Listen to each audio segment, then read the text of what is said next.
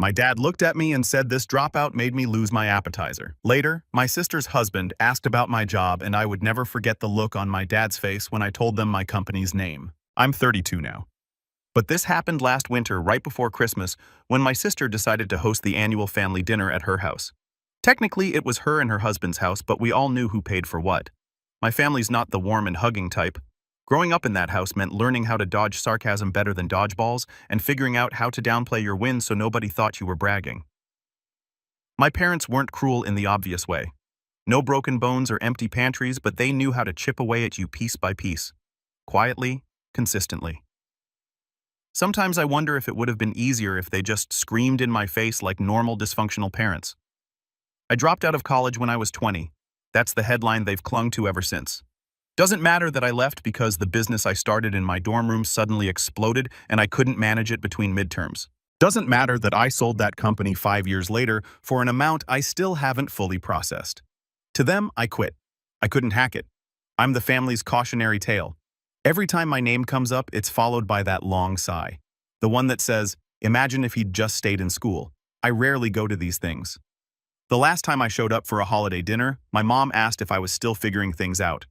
I just landed a major government contract. I remember staring at her across the table holding my fork midair, wondering if she actually didn't know or just didn't care. Either way, I stayed silent. I've learned it's easier that way. Less friction, less temptation to remind them who I really am. But this time felt different. My sister Kara personally called to invite me. She was always the peacemaker growing up, trying to balance between my brooding silence and our parents' performative judgment. She said she missed me, that it wasn't the same without me, that I should at least come for dessert if not dinner. And this part made me hesitate. She said Dad had softened up, that he was trying. Against my better judgment, I said I'd think about it. Then the week rolled on and I figured, why not show my face, eat some pie, leave before anyone got too nosy.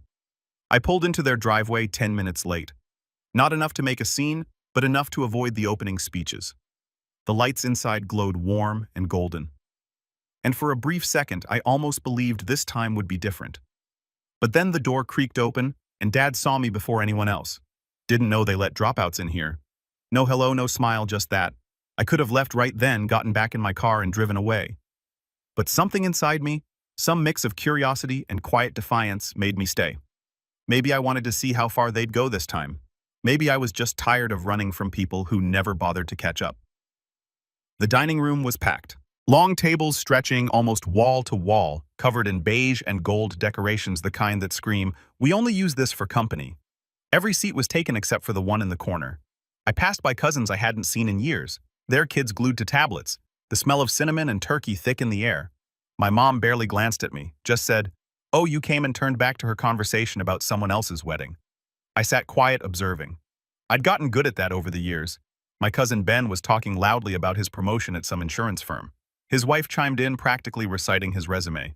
Everyone nodded, congratulated, toasted. I picked at the bread rolls. No one asked me anything, which honestly was a relief. Then during the second round of wine, someone clinked their glass and said, "Time for the family career check-in." It was supposed to be a joke, kind of. Uncle Ron started it years ago and it stuck. Each person would go around and give a quick update on what they were doing. Promotions, new jobs, even firings. It was all part of the ritual. The adults pretended it was lighthearted, but you could feel the tension build as it moved around the table. My turn came last. Kara tried to skip me, but Uncle Ron laughed and said, "What about Elliot still chasing the dream?" I looked up from my drink. "Yeah," I said, "still chasing." A few chuckles. My dad smirked. That's when Kara's husband Matt leaned over.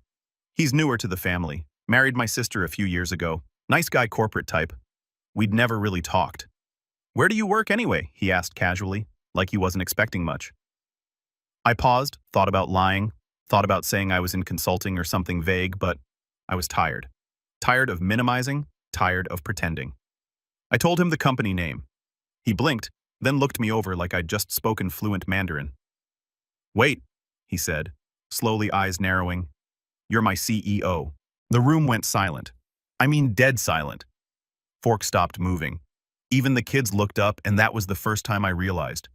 No one here knew. Not even Kara. I looked at him deadpan. "Yeah, small world."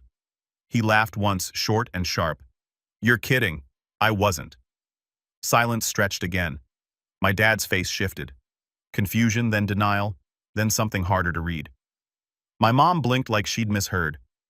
Uncle Ron cleared his throat. No one said a word.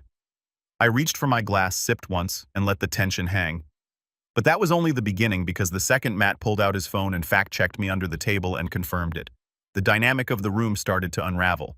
And trust me, I hadn't even gotten to dessert yet. Matt stared at me like he was trying to rewrite everything he thought he knew. The screen of his phone glowed beneath the table as he scrolled, no doubt checking the company website, maybe even our LinkedIn page. I didn't need to look. I knew what he'd find. My name was right there on the executive roster, CEO, co-founder, the title they'd all scoffed at if they even knew it existed. He looked up again, face flushed, eyebrows raised like he was still processing. "You're Elliot Hawthorne," he muttered, just loud enough for my sister to hear. "As in that Elliot Hawthorne." Kara turned toward him, confused. "Wait, what are you talking about?" I could feel every set of eyes on me now. All the cousins, the in-laws, even the second cousin's kids. Some were pretending to still eat. Most weren't even blinking. M gave a half laugh like he was still hoping I'd say I was joking. "He owns the company I work for, like the whole company. I've seen him in all-hands meetings, but I thought he trailed off, clearly trying to reconcile the me sitting at the end of the table in a thrifted coat and scuffed boots with the polished executive voice he'd heard on conference calls. Kara blinked. "Wait, you run that company? You never told me that?" I shrugged. "You never asked." She sat back, slowly absorbing it. Matt shook his head, and I could tell it was dawning on him that the awkward black sheep of his wife's family, who everyone barely acknowledged, was signing his paychecks. Dad laughed, but it wasn't a laugh of joy or surprise. It was that dry, wheezy scoff he used when someone else's success made him uncomfortable. "So what? You own some tech company doesn't mean you actually do anything. These days, everyone with a laptop thinks they're a CEO. There it was. The deflection, the dismissal. I'd seen it coming. "I started it in my dorm," I said calmly. "We went public last year." Mom finally joined in. "Well, you certainly never brought it up before. You could have said something instead of letting everyone assume." Assume what I asked, not bothering to hide the edge in my voice. That I was a burnout. That I failed. Silence. "I didn't correct anyone because none of you ever asked. You decided who I was years ago, and anything that didn't fit that version just didn't exist." I hadn't planned to say that, but once it started coming out, I couldn't stop. Dad said, his fork down, his tone sharpening. "Don't get dramatic. If we treated you different, it's because you were different. You quit school, you stopped calling, you didn't want to be part of the family." "No," I said, voice steady. "I just got tired of being treated like a joke, like my path didn't count because it wasn't the one you chose." The energy in the room shifted. Kara looked down at her lap, visibly uncomfortable. A few aunts exchanged glances. Ma was still staring at me like he'd just discovered a rare animal, but the moment didn't last. Uncle Ron jumped in, trying to smooth things over with a fake laugh. "Well, hey, look at that. Maybe now you can buy us all a vacation, huh? Since you're a big shot." A few people chuckled, relieved to break the tension. But it made something tighten in my chest because that's always how it went.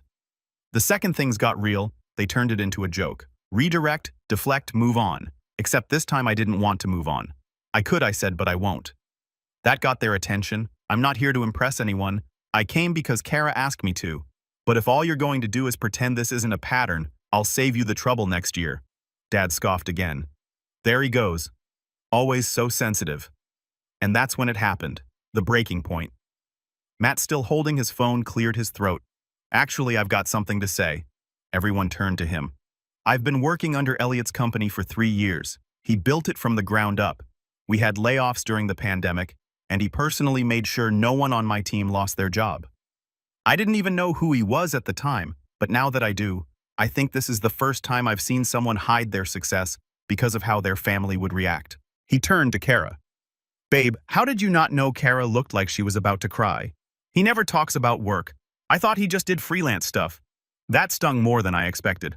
"I didn't talk about it," I said quietly, because I didn't want to be accused of bragging again. Dad snorted. "You think we're the problem? You've always thought you were better than us." "No," I said, "I hoped you'd be proud of me, but eventually I realized that wasn't going to happen." I stood up.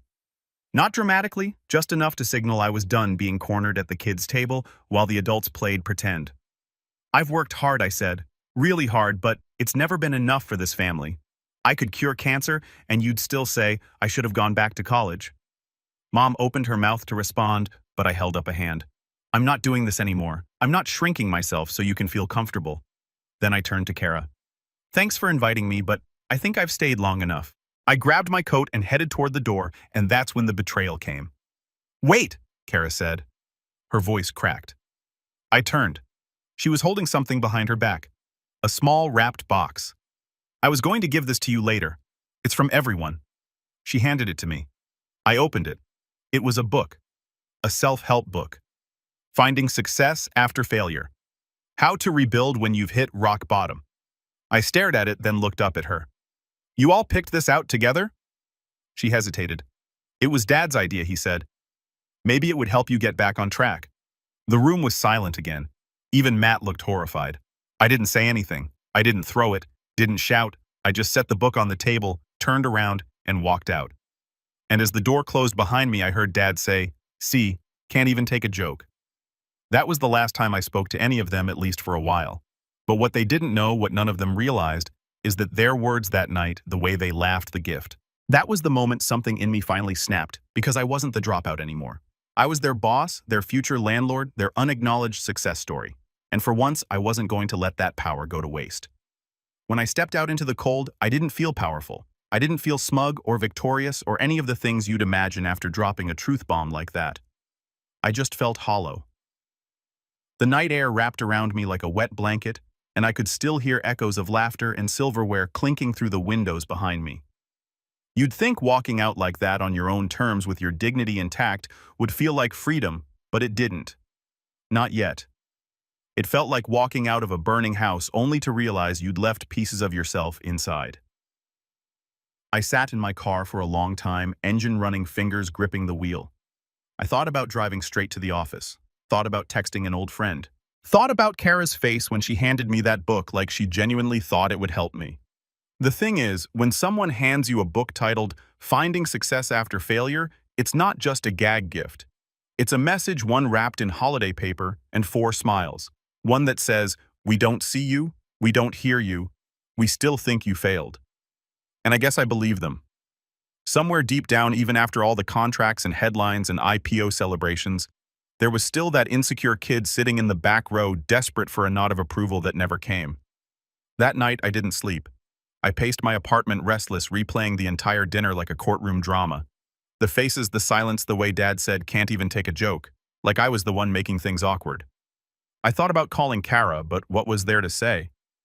Thanks for the book, by the way. I thought about Matt, too. How quickly he went from disbelief to silence, like once the novelty wore off. He remembered who I was supposed to be in the family hierarchy and adjusted accordingly. By morning, something in me had shifted. I didn't spiral exactly, but I withdrew. I stopped responding to emails that didn't need urgent answers. Stopped showing up for optional calls.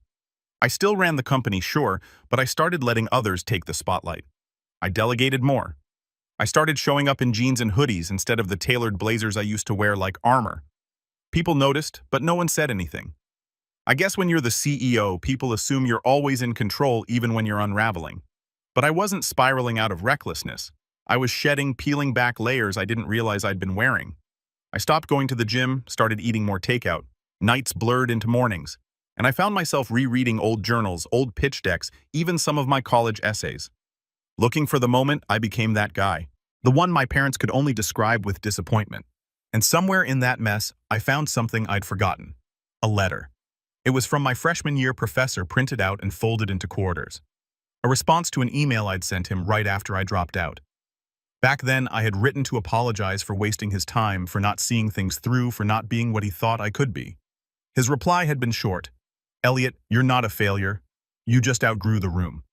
It's scary, but that's not the same thing as quitting. Keep building. The rest will catch up eventually. I must have read that letter 5 times in a row. And on the 6th read, something inside me clicked. I hadn't failed. I'd evolved. My parents didn't want evolution. They wanted obedience, predictability, a version of success that looked like a framed degree, a cubicle, a mortgage by 30. They didn't know how to process someone who skipped all that and still came out ahead. I spent the next few weeks doing something I hadn't done in a long time. I unplugged, not from the company. I still took key meetings and checked in with the execs, but from the noise, the expectations, the pressure to prove anything to anyone. I walked more explored bookstores I'd always passed by, but never entered. Started journaling again, not in some performative self-care way, but honestly messily. I even bought an old typewriter from a thrift store and banged out pages just for the sound of it. And slowly, the fog started to lift. I began mentoring a few young entrepreneurs in my spare time. Kids who reminded me of me, smart, scrappy, and totally unsupported by the people closest to them. I didn't do it for clout or ego. I did it because I wanted someone else to hear, "You're not broken. You just don't fit the mold, and that's okay." One of them, a 19-year-old named Jordan, had built a mobile app that was clunky and barely functional, but had real vision. I helped him polish the pitch, connected him with a few angel investors, and before I knew it, he'd raised his first round. Watching him succeed felt better than anything I'd done in months. That's when I realized something else. I wasn't just rebuilding my self-worth. I was redefining what success meant to me. It wasn't just headlines and revenue. It was legacy. It was being the person I needed when I was younger. It was building something that outlasted me. Not just a company, but a belief system, a model that didn't demand you conform to be worthy. Meanwhile, the family stayed silent. No calls, no texts. Kara sent one "hope you're well" message in mid-January, but I didn't respond. Not because I was angry, but because I was tired. Tired of being the only one doing the emotional labor. Then one day in February, something unexpected happened. I got a message from HR. Apparently Matt had requested a transfer. Something about a conflict of interest and uncomfortable family dynamics. I didn't stop it. I didn't even respond. I let it pass through me like wind through a cracked window. But the timing was interesting because just 2 days after that, I got a certified letter in the mail. It was from my parents. More accurately, it was from their lawyer. They were selling their house, and they were offering me the first opportunity to buy it at a generous family rate before they listed it on the market. I laughed loud, not because it was funny, but because it was so them. After all these years, after writing me off, belittling my every achievement, and handing me a self-help book over holiday dinner, their first real contact was a real estate offer. I didn't respond right away. I wanted to think not just about the house, but about what I wanted now. What felt like revenge 6 weeks ago didn't feel like that anymore. I wasn't interested in proving a point for the sake of pride, but I was interested in taking control of the narrative. I stared at that letter for a long time. Then I set it down, opened my laptop, and began drafting a different kind of response. Because the thing about rock bottom, it's not always a place of despair. Sometimes it's the foundation, the one you rebuild on, stronger, sharper, and more unshakably you than ever before. And that letter, that was the blueprint for what came next. But they had no idea what was coming. I didn't reply to the letter. Not at first.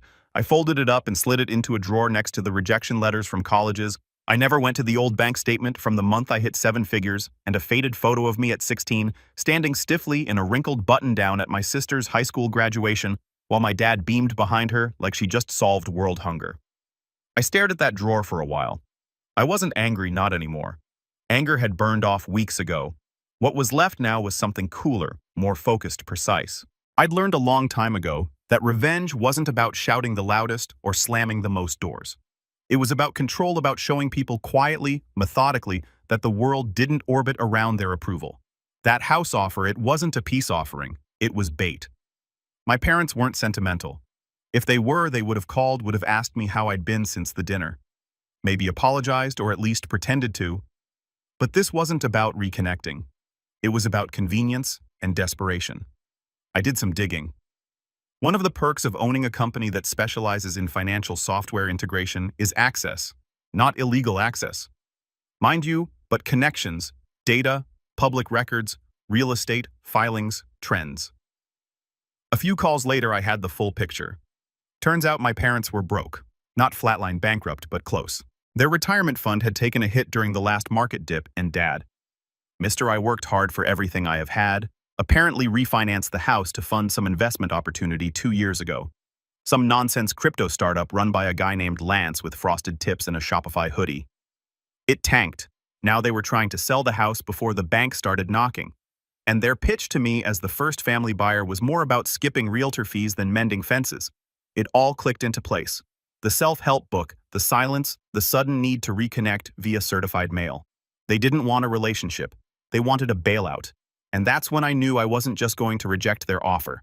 I was going to flip the entire dynamic on its head. I sat down that night and made a list. Not a petty list, not some burn-it-all revenge fantasy. This wasn't about rubbing anything in, it was about resetting the table. For once in my life, I was going to be this one pulling the strings. Step 1, buy the house, but not from them. I contacted the bank directly, not through a third party, through someone I'd met years ago at a fintech conference in Austin, a mid-level account manager who'd since been promoted to VP of lending. After a quick conversation, I learned the foreclosure was closer than my parents had let on. They were hoping to sell before the official notice hit, probably to avoid embarrassment. But I had a better idea. I made an offer to the bank, quiet all cash through a shell company I'd already set up years ago for property investments. Technically, it was an anonymous entity. No ties to the Hawthorne name. The bank was thrilled. I got the property for 20% below market value. No drama, no back and forth, just business. Step 2, set the stage. I didn't evict them. Not yet. That would have been obvious. Too fast. I needed them to feel safe, settled, believing they'd dodged a bullet and maybe even come out ahead. So I waited, watched, paid the utilities, quietly made sure the mail kept coming. From the outside, nothing changed. But behind the scenes, I was preparing. I hired a property manager, someone new to my circle, not connected to the company, who could play the role of representative for the new landlord. I gave her clear instructions. No rush on anything. Let the tenants enjoy their remaining lease. Just make sure they knew the house had been sold and would eventually be repurposed. When the letter came from the manager a month later, Mom called Kara in a panic. Kara texted me, "Kara, did you buy the house?" I ignored it. She sent another one the next day. "Kara, they think you did. You didn't write." I still didn't reply. Not because I was being cruel, but because I wanted them to sit with the uncertainty. To feel what I'd felt for years, ignored, dismissed, out of the loop. It wasn't about cruelty, it was about balance. Step 3, gather my allies. Matt quit his job. He didn't say why. Didn't have to. HR flagged it for me, and I let it happen. But I did keep an eye on his next steps. Turns out he landed at a competitor. Small firm, underfunded, barely profitable. A few of their clients overlapped with ours. I made some calls. Not to sabotage him. I'm not that petty, but I wanted to understand the playing field. What I learned was interesting. Matt had pitched himself as an executive strategist at his new company, claiming years of experience managing HILE contracts, which wasn't technically a lie but also wasn't entirely true. He'd used my company's name on his resume like it was a stepping stone he'd outgrown. No mention of the fact that he'd worked 2 rungs below the department head and had never once been in a room with me.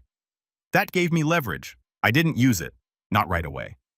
I filed it away because Matt was just another symptom. The real target was the culture that created him. The family machine that churned out expectations and double standards like clockwork. Step 4, build the new image. I started showing up again to conferences, investor events, speaking panels.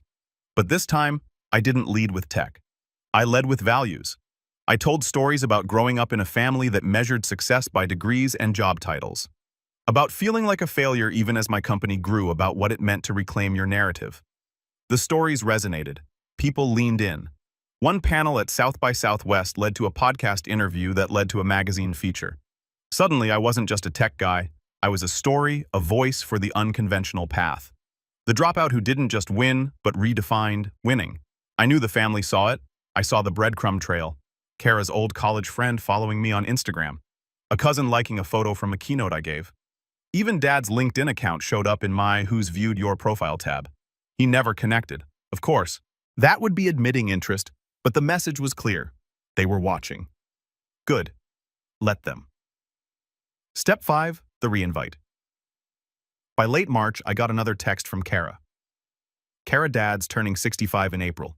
He wants a small dinner, just family, no drama. He asked me to invite you. I stared at the message for a while.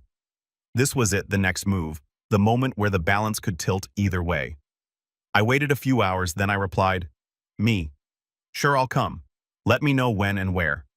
Simple. No snark, no conditions. Let them think I'd moved on. Let them believe the awkwardness was behind us. But behind the curtain, I was orchestrating the final act. Because if they thought the family dinner would be just another awkward gathering where I sat quietly in the corner while they danced around the truth, they had no idea what was coming. The table was set, the house was mine, the power had shifted, and I was done playing small. I arrived 5 minutes early. Not on purpose, really. I debated whether to show up fashionably late or not at all, but something told me being early was the better move. There's a power in being the first one at the table, especially when the table used to be one you weren't even invited to sit at properly. The birthday dinner was at a quiet little steakhouse downtown, the kind of place with white tablecloths, candlelight, and menus that didn't list prices. Kara had reserved a private room near the back, 12 seats, one long table. The same number of people who sat around that dining table at Christmas when they handed me a self-help book wrapped in red foil. Felt poetic. I wore a dark navy blazer, no tie, just polished enough to draw a line between who I used to be and who I'd become. I'd gotten a haircut that week, sharper than usual, clean-shaved new watch, a gift to myself not for status but symbolism. The inscription on the back read, "You built this." I didn't expect anyone at the table to notice. That wasn't the point. Kara arrived next. She gave me a tight-lipped smile and an awkward hug, the kind where you can feel all the words she wants to say, but doesn't. I nodded, said, "Thanks for the invite," and took my seat. Then the rest trickled in. Mom with that ever-practiced smile. Uncle Ron already chuckling about some traffic joke. A couple cousins I hadn't seen in months. And finally Dad walking in like he owned the place, ignoring me at first until we locked eyes. "Glad you could make it," he said. His tone was neutral, measured, almost careful. "I wouldn't miss it," I replied. Dinner started civilly enough. Small talk, the weather car's kids. Someone brought up a new Netflix show. I let it wash over me. I wasn't there to engage in the usual banter. I was waiting. Timing mattered. Matt arrived late, looking sheepish. He gave me a quick nod and sat down next to Kara, fidgeting with his napkin. He hadn't made eye contact with me once since the day he quit. The waiter came to take our orders. Wine was poured, bread was passed. The night ambled on until the main courses arrived, and that's when I saw my window. Dad had just cut into his steak when Kara stood up and cleared her throat. "Okay," she said, holding up a glass. "Before we dig in too much, I just wanted to say a quick toast. Dad, happy 65th. We all love you and we hope this next chapter brings you peace, rest, and a whole lot of fishing." Light laughter, clinks of glasses, a few hear us. Then it was his turn. Dad wiped his mouth and stood holding his wine. "Thanks everyone," he began. "Really, I wasn't sure if we'd all be able to get together like this again, but I'm glad we did. Means a lot to see all of you here, especially you, Elliot." He looked at me like he was trying to read a line off an invisible teleprompter. "I know things haven't always been perfect between us, but I've always wanted the best for you, even if I didn't always say it the right way." That caught a few looks. My mom even reached out and squeezed his wrist like she'd been waiting for him to say that for years. I gave a small nod. "Appreciate that." He sat back down. A few people clapped. Kara looked relieved. The wine was flowing freely by then, and people started relaxing into the evening, but I wasn't relaxed because now it was my turn. I waited until dessert. The plates were cleared and the waiter brought out a modest chocolate cake with 65 candles burning bright.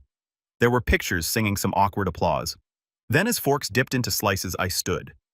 "Before we all head out," I said, raising my glass, "I'd like to share something too, just a quick announcement." All heads turned toward me. I took my time. No rush, no nerves. Most of you know I've spent the last decade or so building my company. It's been a journey, lots of ups and downs, late nights, and learning the hard way, but I'm proud of what it's become. And recently I started exploring something new. Real estate. Some polite nods. I'm not talking flipping houses or anything. I'm building something more meaningful. A series of community projects, mixed-use developments, even a few legacy properties. I looked around the table, pausing just long enough to catch everyone's gaze. One of those properties came up for sale recently. It meant something to me. Carried a lot of history, so I bought it. The room tensed. I could feel the shift. I turned to Dad. "It was yours." He froze. I kept going. "I didn't buy it from you. I bought it from the bank. You were in pre-foreclosure. You probably thought you had more time, but your crypto guy, Lance, was it? Tanked faster than expected." His face drained of color. Mom's fork dropped onto her plate. I wasn't smiling. I wasn't gloating, just speaking steady and measured like reading a press release. "I've let you stay there these past few months. Covered the utilities, didn't raise rent, didn't kick you out, wanted to make sure you were comfortable. But now that your lease is ending, things will change." What are you saying?" Dad's voice was low, sharp, defensive. "I'm saying you'll be getting a formal letter in the mail this week. You'll have 60 days to vacate. After that, the property will be converted into a startup incubator for underserved founders. It's part of the foundation I'm launching." Mom gasped. "You're evicting us." I looked at her, not with cruelty but clarity. I'm reclaiming something that was never yours to weaponize. Silence. Dead. Thick silence. You could have called, she whispered. You could have believed in me, I replied, at any point in the last 12 years, but instead you mocked, dismissed. And when I finally showed up as more than what you expected, you handed me a book about failing better. So yeah, I bought the house, and I'm using it for something good. Dad stood face red. You think this makes you better than us? No, I said. It makes me free. Matt was staring at his plate. Kara looked like she wanted to sink into the floor. I took out a small envelope and slid it across the table toward her. What's this? She asked. Something for your kids. A scholarship fund. Fully paid tuition wherever they go. No strings. Just because I still love you and I know you tried. Her eyes welled up. She didn't open it. Dad's chair scraped loudly as he pushed it back. You've always been ungrateful. No, I said quietly. I've just stopped apologizing for existing on my own terms. He stormed out. Mom followed, muttering something about unbelievable arrogance. A few others stayed stunned. Ron looked like he'd just watched a Shakespearean tragedy unfold in real time. I sat back down and picked up my wine. Kara looked at me, really looked at me. I didn't know it was that bad, she whispered.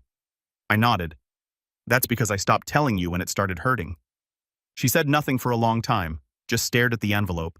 Then finally she leaned in and whispered, Thank you. I nodded again. By the time the check came, half the table had already cleared out. Only Kara and Matt remained. Matt still hadn't spoken, not once.